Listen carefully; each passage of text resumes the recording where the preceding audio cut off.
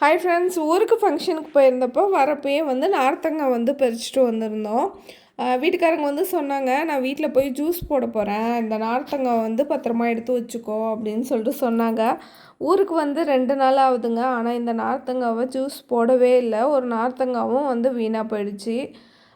சொல்கிறாங்க 2 நாள் சென்று, "உனக்கு வேலை இல்லைன்னா இந்த நார்த்தங்காவை ஜூஸ் போட்டு வச்சிரு" அப்படின்னு சொல்கிறாங்க.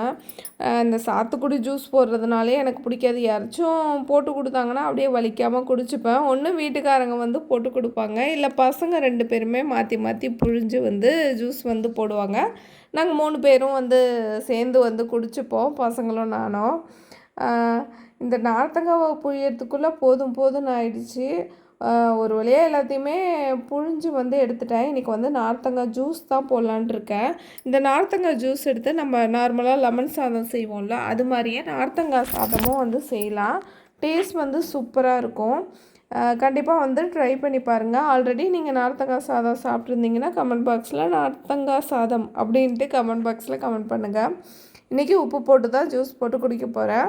ஒரு 1/4 கிளாஸ் அளவுக்கு நார்த்தங்காய் ஜூஸ், அதாவது ஃப்ரெஷ் ஜூஸை சேர்த்துக்கிட்டு தேவையான அளவு உப்பு சேர்த்து நிறையா தண்ணி சேர்த்துக்கணும். தண்ணி சேர்த்து நல்லா மிக்ஸ் பண்ணி குடித்தோன்னா டேஸ்ட் சூப்பராக இருக்கும். கொஞ்சமாக தண்ணி சேர்த்துறாதீங்க, புளிப்பு தாங்காது. ஏன்னா இந்த நார்த்தங்காய் புளிப்பாக இருக்குது. சில நார்த்தங்காய் புளிப்பு கம்மியாக இருக்கும். அது மாதிரினா கம்மியாக தண்ணி சேர்த்துங்க. தேங்க்யூ.